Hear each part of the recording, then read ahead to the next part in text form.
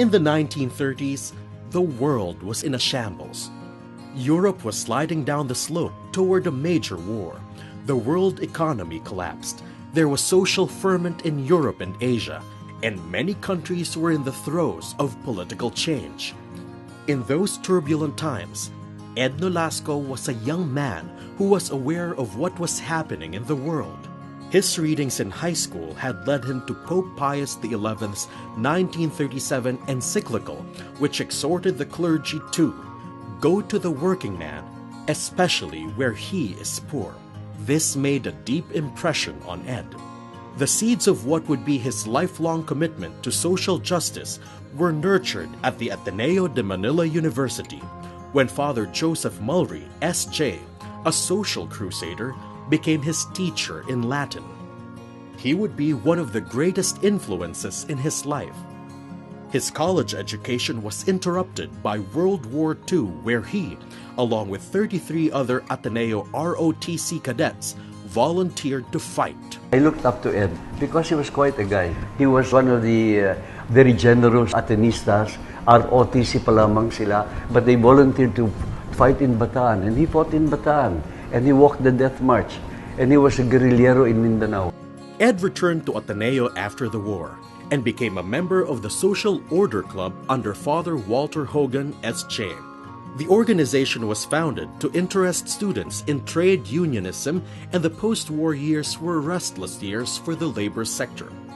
By then, he was working in Suburban Theaters Incorporated, where he was supervising the operation of 8 movie houses. He had no problems with management, but the call of Father Mulry to work with the poor kept coming back to him. It was at this time that Ed Nolasco decided to become a labor organizer. The first union Nolasco organized was the Cinema Workers Union of the Philippines, and for his work there, he was named Most Outstanding Labor Leader in 1957. In June of 1950, the Federation of Free Workers, or FFW, was formed. Juan Tan was elected president and Edmundo Nolasco executive vice president. The FFW was envisioned to be a Catholic trade union that was free from government control, free from company domination, free from racketeers, and free from communists. The FFW grew to become one of the country's leading labor federations and one of the most militant. It organized workers from Luzon to Mindanao. In 1950, the FFW decided to take on a dangerous mission: to clean up the Manila waterfront by abolishing the corrupt Cabo system. After Pepsi Cola, Father Hogan decided to really organize the waterfront. The waterfront was the most sensitive area ng araw sa labor because lahat yung mga gangsters, mga corrupt doon sa waterfront. And everybody was making money out of the waterfront. Nahirapan kami mag-organize nga sapagkat di kami maintindihan ng mga tao. Basta importante sa amin yung English. Akala namin pag kami nag-English, masisiddak ito mga tao. So, we even use Latin during the... Can you beat that? Using Latin. It was at the waterfront that once metal was tested, and Nolasco showed everyone what he was made of when their newly formed union came face to face with the one they had replaced. That's one thing I have to say about Ed. You know, I have not, in all my life, I have not found anyone who was as principled and as courageous as Ed Nolasco. It was absolutely... The courage of that man was just unbelievable. And that was demonstrated the first day we were supposed to go into the waterfront with the union, to bring our union.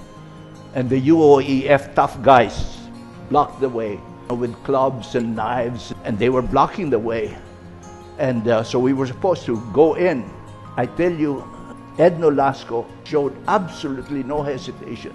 You know, he was just there. And it was sort of dramatic, you know, sugod mga kapatid, you know, that sort of thing. It was just just amazing.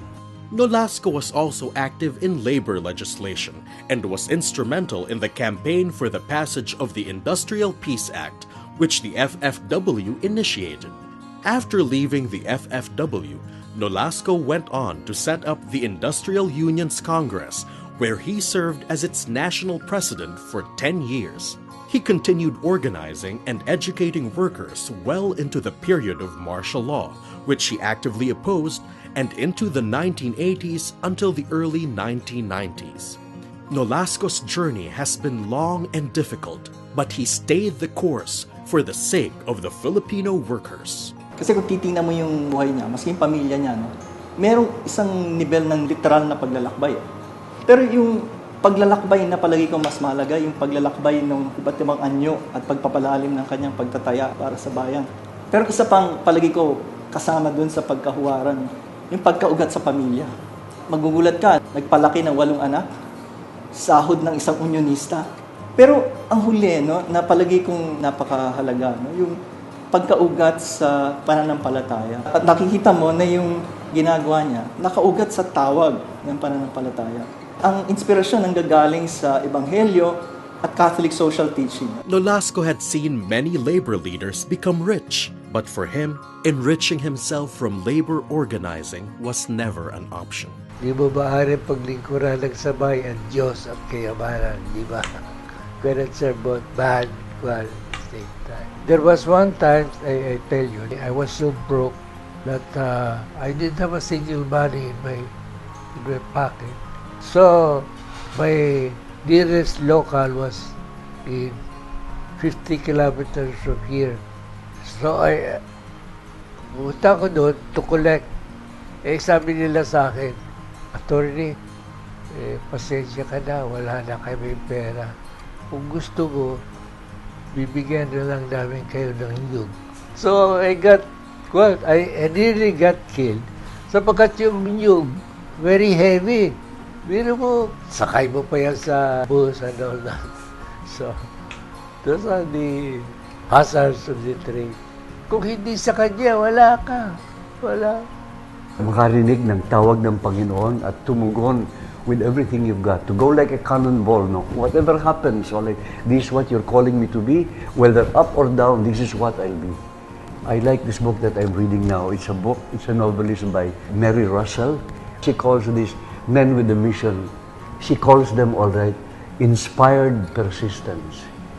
I like that inspired persistence. It is persistent and it is inspired. It is the quality that I think produces poets and martyrs and saints. Another word for it is lux in domino.